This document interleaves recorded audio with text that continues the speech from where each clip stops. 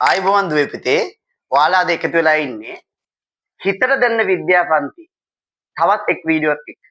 එතකොට මේ හිතට දැනෙන විද්‍යාපන්තියෙන් අපි කරන්නේ සාමාන්‍ය පෙළ විභාගයේ ලියන් ඉන්න දරුවන්ට අපේ දුවල පුතාලට අමාරු විෂය කොටස් රසායනික විද්‍යාව, භෞතික විද්‍යාව, ජීව විද්‍යාවේ තේරුම් ගන්න අමාරුම කොතරම් පන්ති ගියත් තේරුම් ගන්න අමාරු විෂය කොටස් සාරාංශ කරලා ලස්සන කරලා හරි පිළිවෙලට පොඩි කාලයක් ඇතුළත ඔයාලට ඉගැන්වීම තමයි කරන්නේ. ඔයාලට ඒ පිළිවෙත මනා දැනුමක් ලබා ගන්න පුළුවන් මේ වීඩියෝත් එක්ක පැදිලා හිටියොත්. හරි අපි බලමු මුලින්ම මෞලය. මම ගන්නෙ මුලින්ම ඔයාලට ගන්නෙ මෞලය කියන විෂය කොටස. මෞලය. ඔකට අපි කියනවා ඉංග්‍රීසියෙන් මෝල්. ඉංග්‍රීසියෙන් කියනවා මෝල් කියලා. මේ මෞලය කියන්නේ මොකක්ද? මෞලය කියන්නේ පුතේ ද්‍රව්‍ය ප්‍රමාණය මනින්න ගන්න ඒකකය. එතකොට ද්‍රව්‍ය ප්‍රමාණය ඔයාලා දන්නවා පුතේ මේ ස්කන්ධේ මනින්න ගන්න ඒකකය මොකද්ද?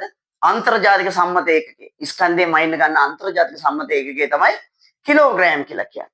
දිගක් මනින්න ගන්නවා මීටර. ඒ වගේම මෞලය ගන්නවා පුතේ අපි ද්‍රව්‍ය ප්‍රමාණයමයි. එතකොට මේ මෞලය මේක ඇමරිකා එක්සත් ජනපදය, කැනඩාව, ඕස්ට්‍රේලියාව වගේ රටවල පුතා. හරි? මේ මෝල් ඩේ මේක සමරනවා මෝල් ඩේ කියලා දවසක්. මේ මෝල් ඩේ කියලා කියන්නේ පුතේ එයාලා ගන්නේ ඔක්තෝබර් මාසේ 10 වෙනි මාසේ 23 වෙනිදා තමයි එයාලා සමරන්නේ. මෝල් ඩේ කියලා එයාලා සමරන්නේ ඔක්තෝබර් මාසේ 23 වෙනිදා තමයි එයාලා සමරන්නේ. එයාලා සමරන්න පටන් ගන්නේ උදේ 6:02 ඉඳන්. හරි?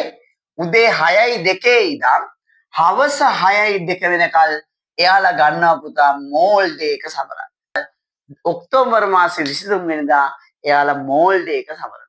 මේ එහෙනම් මේකට අර්ථයක් තියෙන්න ඕනනේ. මේ මෞලය. මේ මෞලය කියන්නේ ලොකු දෙයක් නෙවෙයි. හරි? ඊට කලින් ඔයාලා දැනගන්න ඕන මෙහෙම එකක්. හරි?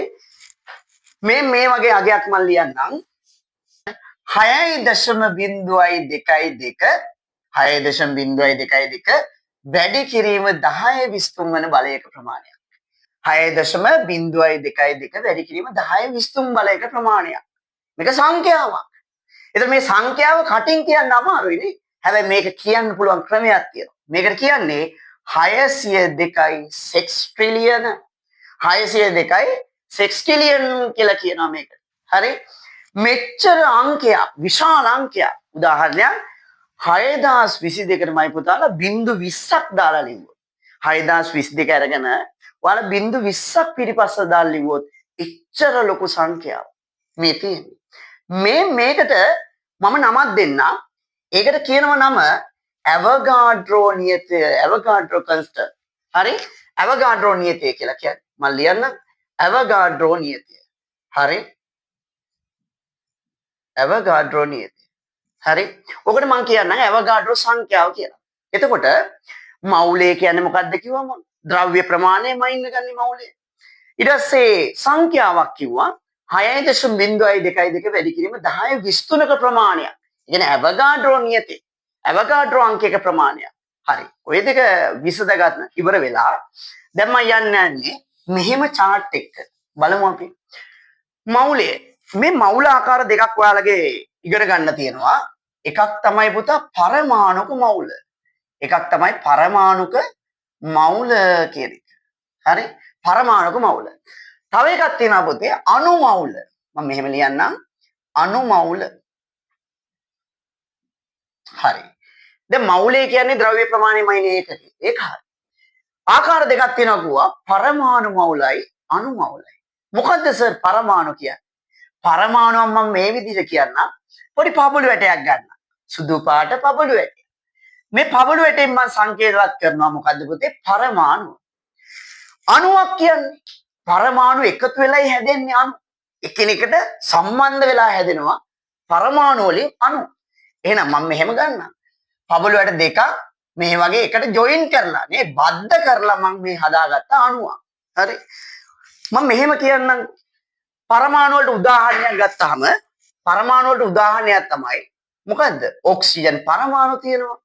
හයිඩ්‍රජන් පරමාණු තියෙනවා. කාබන් ඩයොක්සයිඩ් පරමාණු තියෙනවා. මේ වගේ පරමාණු තියෙනවා. හරි. ඊට පස්සේ අණුවක් ගත්තොත් මේ පරමාණු එකතු වෙලා නිශ්චිත අනුපාතයකින් සම්බන්ධ වෙලා මේ පරමාණු දුවගෙන ඇවිල්ලා මම දෙන්නෙක් එක්ක ඔයා එක්කෙනෙක් එන්න මම තුන්දෙනෙක් එක්ක ඔයා එක්කෙනෙක් එන්න වගේ අනුපාතයකින් ළඟට ඇවිල්ලා බැරිලා තමයි පුතේ අණුවක් හැදෙන්නේ. උදාහරණයක් මේ කාබනුයි ඔක්සිජනුයි එකතු වෙලා පුතාලා හැදෙනවා. මොකද්ද? කාබන් ඩයොක්සයිඩ් කියන අණුව. මේක අණුවක්. හරි. හයිඩ්‍රජනුයි ඔක්සිජනුයි එකතු වෙලා හැදෙනවා. මොනවද?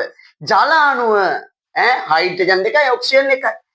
දැන් අණුවක් මේ වගේ ගන්න පුළුවන්. කාබන් ඩයොක්සයිඩ් අණුවක් අල්ල ගන්නවා. හරි. වායු ගෝලයෙන් කාබන් ඩයොක්සයිඩ් මෙහෙවරෙන් කියලා අල්ල ගන්න. මැද එකේ චුරු වෙලා කෑ ගහනවා. අතැරපිය කියලා කෑ ගහනවා. මැද එක මොන පාටද කියලා බලනකොට කළු පාට එකේ. කාබන් මේ හිර වෙලායි. ඊට පස්සේ මම දෙපැත්තෙන් බලනවා දෙන්නේ දෙපැත්තට පැනලා බෝල දෙකක් වගේ මට පේනවා. හරි ඔක්සිජන් දෙන්නේ කවුද බලන්න? ඔක්සිජන් කියලා කියනවා. එහෙනම් දෙපැත්තේ ඔක්සිජන් දෙන්නේ කිට මැද කාබන් හිර කරගෙන ඉන්නේ වෙයි. කාබන් ඩයොක්සයිඩ් අණුවක් හැදිලා තියෙනවා. එහෙනම් පරමාණු එකතු වෙලා මොකද්ද පුතේ හැදෙන්නේ? අණු හැදෙනවා. හරි. දැන් හරි ලස්සන වැඩක් කරන්න. මම ගන්නවා පුතේ පොඩි බෑග් එකක්. මයි පුතාලට ගේන්න කියනවා පොඩි බෑග් එකක්. පුතාලා දුවගෙන ගේනවා බෑග් එකක්. හිතනවා කිරි සමන්ට මං කියනවා බෑග් එකක් ගෙනෙන් පුතේ. කිරි සමන් දුවගෙන ගේනවා බෑග් එක. අල්ලපන් පුතේ බෑග් එක. මං පවුලට දාන්නයි යන්නේ බෑග් එකට. මෙන්න පුතා බෑග් එක සමන් කොල්ලා ගෙනාපු. මෙන්න පුතා මම පවුල ඇටෙන් ඇටේ දානවා මේ බෑග් එකට. එකක් දානවා, දෙකක් දානවා, තුනක් දානවා. මෙහෙම දාගෙන යනකොට මල්ල පිරෙනවා. එතකොට ළමයා අහනවා දැන් ඇතිදස නෑ තව ගෙනේ දානවා පුතා මල්ල කට කපලා පිරෙන්න දානවා පුතා පබළු වැටවල. කොච්චරක් පබළු දැම්මද කියලා අහනවා මේ කොල්ලා මගේ. මම කියනවා දැම්ම පුතා මෙච්චරක් පබළු දැම්මා. කොච්චරක්ද? 6.0.2 වැඩි කිරීම 10.23ක ප්‍රමාණයක් පබළු දැම්ම කොල්ලෝ කියලා මං කියනවා. හරි. මේකට කොල්ලා ඉගෙනගෙන තියෙනවා වචනයක් ඇවගාඩ්‍රෝ නියතය. ඇවගාඩ්‍රෝ නියතය. එහෙනම් කොල්ලා කියනවා සර් දැම්ම නේද? එහෙනම් පබළු ඇට මල්ලට ඇවගාඩ්‍රෝ අංකයක ප්‍රමාණයක් සර් දැම්ම නේද? ඔව් පුතේ මම පබළු එච්චරකට දැම්මා මේක. ඒකලා කොල්ලා ඔක කියනකොට මම කියනවා පුතේ ඔකට කියන්න පුළුවන් තව නමක් තියෙනවා. මොකන්ද? මේ පබළු මවුල එකක්. එහෙනම් මේ පබළු ඇවගාඩ්‍රෝ සංඛ්‍යාවක ප්‍රමාණයකට අපි කියන්න පුළුවන් පුතේ මවුල එකක් කියලා. ඒ නිසා මම බෑග් එකේ ලියනවා පුතේ මෙහෙම එකක්. මවුල එකක් ඇත. මවුල එකක් ඇත. මොනවද? පබළු ඇට මවුල එකක් ඇත. එතකොට මේ පබළුවක් විදිහට අපි ගන්නවා පුතා පරමාණුවක් ගත්තොත් පුතේ මේ පරමාණු දානවා අපි කොච්චරද? ඇවගාඩ්‍රෝ සංඛ්‍යාව. ඒ කියන්නේ පරමාණු අපි දාලා තියෙන්නේ කොච්චරද? මවුල එකක්. ඔන්න ඕකයි කතන්දරේ පරමාණු මවුල එකක් කියන්නේ ඕකයි. හරි පරමාණු මවුල එකක්. එහෙනම් මම මෙතෙන් ලියනවා පුතේ පරමාණු මවුල එකක් කියලා. හරි. ඒතර ඔයාලට මේ අදහස මුලින්ම තේරුම් ගන්න ඕනේ. පස්සේ අපි ඉගෙන ගමු මෞලික ස්කන්ධය කියන්නේ මොකද්ද? ලේසි දැන් කතන්දරේ. හරි. මෞලයක් විසඳගත්තොත් පුතේ ඉතුරු කතන්දරේ ලේසි. හරි. එහෙනම් පරමාණුවක් කියන්නේ මම පබළු වැටයක් නම් පබළු වැට මෙච්චර ඇවගාඩ්‍රෝ සංඛ්‍යාවක ප්‍රමාණයක් දැම්මට පස්සේ අපි කියනවා ඒක ASCII තියෙනවා පරමාණු මවුල එකක්. හරි. මයි පුතාලට පැහැදිලි ඇති කියලා මම හිතනවා. ඊළඟට මම ගන්නවා අණු මවුල. ඒතර අණුවක් කියන්නේ අර පබළු එකට බද්ධ කරලා සම්බන්ධ කරලා හදාගත්ත ව්‍යුහයක්. හරි. එක කොල්ලෙක් කියනවා සර් අනේ මේ පබළු ඇට නෙවෙයි කියන ඇට දෙකේ වුණා එකට ජොයින්ට් වෙලා තියෙන්නේ. මං කියනවා කමන්නේ පුතේ ගෙනෙන්නේ පබළු ඇට දෙකේ සෙට් ජොයින්ට් වෙලා තියෙනවා ගෙනෙන් පුතේ ඕන තරම් කියන. ගන්නවා මං ආයෙත් අපේ සමන් කොල්ලට කියනවා ගෙනෙන් පුතේ අපි මොකද්ද මල්ලක් කියලා කියනවා. ඌ මේ පාර ගෙනවා තඩි මල්ලක්. ඊට පස්සේ මම කරන්නේ මේ පබළු ඇට දෙකෙන් දෙකේ තියෙන සෙට් මේකට පුරවනවා. හරි මෙන්න එක සෙට් එකක් මේ තව සෙට් එකක් මෙහෙම පුරවගෙන යනවා. දැන් මේ පබළු ඇට යුගල් මන් දාගෙන එනකොට මම දානවා පුතේ පබළු යුගල් මෙච්චර ප්‍රමාණයක් ඔන්න බලන්න. හරි මම දානවා ඒත් 6.02 වැඩි කිරීම 10.23 බලයක ප්‍රමාණයක්. කොච්චර මන් දැම්මද පබළු අර එකට බද්ධ වෙලා තියෙන පබළු අණු කොච්චරක් දැම්මද? එකට බද්ධ වෙලා තියෙන පබළු යුගල් කොච්චරක් දැම්මද? දැම්මා ඇවගාඩ්‍රෝ සංඛ්‍යාව. ඊට පස්සේ මම කියනවා බලපං කොල්ලෝ දැන් ඇතුලේ ඔක්කොම දාලා තියෙන්නේ. හරි සර් කොච්චරක් පබළු තියෙනවද? ඇවගාඩ්‍රෝ සංඛ්‍යාවක ප්‍රමාණයක් තියෙනවා. එහෙම කියන්න ඕනේ නේ. මම වචනයක් කියලා දෙනවා කොල්ල. මොකද්ද වචනේ? මෙතන තියෙනවා පබළු යුගල්. හරි? පබළු යුගල මවුල එකක්. මවුල එකක් තියෙනවා කියලා කියපන් කියලා මම කියනවා. එහෙනම් කොල්ලට මම කියනවා පබළු යුගල් මවුල එකක් තියෙනවා කියලා කියන්නේ කියලා. මේ යුගලක් කියන්නේ අණුවන්නේ පුතේ මම ගත්තේ. එහෙනම් මෙතන කොච්චරක් තියෙනවද? අණු කොච්චරක් තියෙනවද? මම මෙහෙම ලේසියට ලියන්නම්. අණු මවුල එකක් තියෙනවා. මෙතන අණු මවුල කොච්චරක් තියෙනවද පුතේ? අණු මවුල එකක් ඇත කියලා මම ලියනවා. හරි. එතකොට මොකද්ද කතන්දරේ පුතාලා? මවුලය කියන්නේ ද්‍රව්‍ය ප්‍රමාණයම ඉන්න ගන්න ඒකකය. නේද? මම කිව්වා මෝල් ඩේ කියලා එකක් සමරනවා ඇමරිකාව වගේ රටවල් වල. නේද? බලන්න යාලා සමරන්න හේතුව ඔක්තෝබර් 23 වෙනිදා ඇයි යාලා සමරන්න හේතුව? එයාලා 10/23 වෙනි බලයක් අපි ගන්නවානේ. ඒතර මේ 10 වෙනි මාසේ 23 යාලා සමරන්නේ ඒකයි. හරි? ඔක්තෝබර් මාසේ 23 සමරන්නේ හරියටම 6/2ට සමරන්නේ මේකයි. මොකද්ද? 6.02. හරි? ඔගේ තව අගයක් තියෙනවා.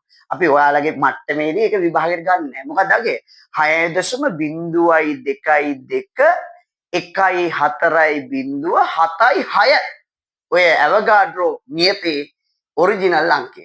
පැහැදිලිද පුතේ? හරි. එතකොට මවුලාකාර දෙකක් තියෙනවා. පරමාණු මවුලයි අණු මවුලයි. පරමාණුවක් කියන්නේ පබළු ඇටයක් නම් ඒ පබළු ඇට මම මේ මල්ලට පුරවනවා ඇවගාඩ්‍රෝ සංඛ්‍යාවක ප්‍රමාණයක්. එතකොට අපි කියනවා පරමාණු මවුල එකක්. මේ වගේ අණුවක් අරගෙන පරමාණු එකතු කරලා හදපු අණුවක් කාබන් ඩයොක්සයිඩ් වගේ අණු මෙහෙම අල්ල ගන්නවා පුතේ අණුවක් දානවා බෑග් එකට ආය අණුවක් අල්ල ගන්නවා දානවා බෑග් එකට මේ වගේ දාලා මේක පුරවලා එනකොට පුතේ 6.02 වැඩි කිරීම 10/20 වෙනි බලයක් එනකොට මං නවත්තනවා පුරවන එක නවත්තනවා දැන් මං ඉතින් කොල්ලට කියනවා පුතේ මේ තියෙන්නේ මොකද්ද පබළු යුගල මවුල එකක් නැත්නම් අණු මවුල එකක් ඔයාලා මේකට දැම්මොත් කාබන් ඩයොක්සයිඩ් එකින් එක අල්ලලා දැම්මොත් මේ මල්ලට කාබන් ඩයොක්සයිඩ් ඔයාලා දාලා තිනවා කාබන් ඩයොක්සයිඩ් අණු මවුල එකක්